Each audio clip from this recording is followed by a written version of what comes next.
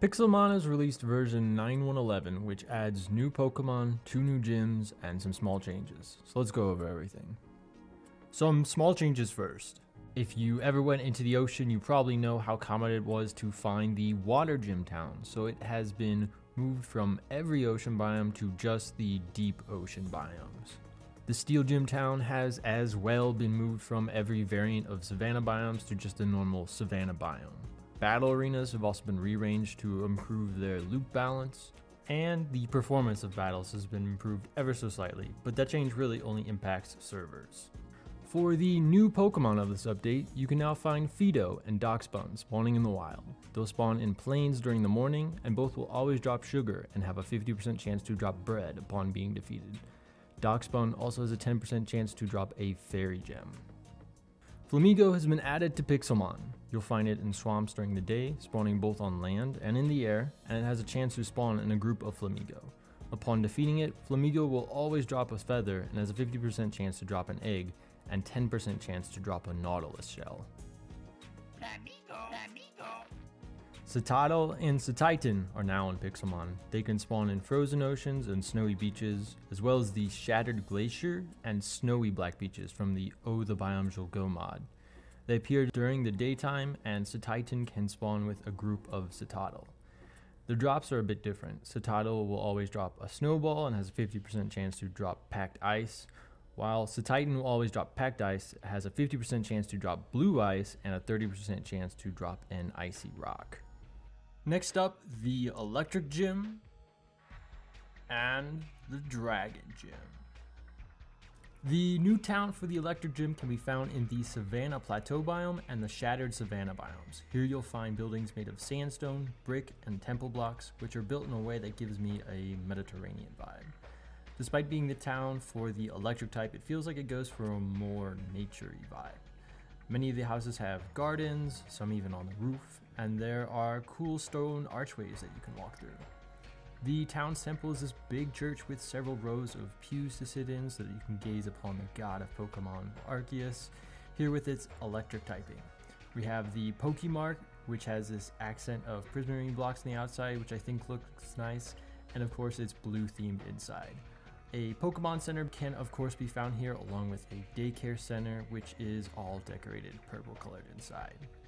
Around the town you can find statues of Mega Manectric, village wells, and TCG shops. And there are lots of lanterns and lights to make the town look nice in the dark. Sometimes this cool looking town center will spawn in front of the Electric Gym, which has a unique open air design. There are 6 trainers and a gym leader, all with electric type Pokemon and all very difficult. If you defeat the gym leader, you'll be rewarded with an electric badge. Being that it generates in the Savannah Plateau biome, you might get lucky like I did and find a Zapdos shrine right next to the town, which is awesome because you can imagine that the people of this town would take care of the Zapdos shrine. I made a world that only has the Shattered Savannah biome and was able to find towns that generated in really crazy ways. So definitely be on the lookout for if your world has the Shattered Savannah biome. The Dragon Gym. The village of the Dragon Gym feels a lot like a Viking village. The buildings are made of dark wood and have thatched roofs of hay and feel densely packed, especially with all of the trees growing in and around the village. You can find it in any of the spruce biomes.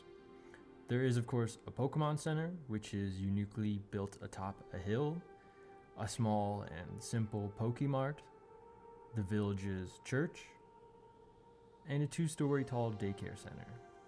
Scattered around the town you can find statues of the dragon-type Pokemon Druddigon, and the skeletal ribcage structures made of bone. There are TCG shops, and being a Viking village, there is of course a blacksmith. A towering dragon statue can spawn as the town center, which then leads into the Dragon Gym, which is part giant dragon skull and part medieval castle. It's just really cool, especially with the ruby eyes that also glow at night. You can enter via the mouth of the skull or along a path on either side of it. There are up to 7 trainers you can battle, and at the top of the gym awaits the gym leader, whom upon defeating will give you a dragon badge. The important bug fixes you should know about are: the bug that prevented you from riding Suicune on water has been fixed. Breaking gym signs will no longer destroy the item they were holding. Underground Pokemon were strangely spawning in the Nether, which might technically be underground, but that issue has been fixed. Also, the issue where the Pokemon editor wasn't correctly saving edits to a Pokemon's ability slot is fixed. Finally, there are a ton of battle fixes this update, so check out reforged.gg to read them all.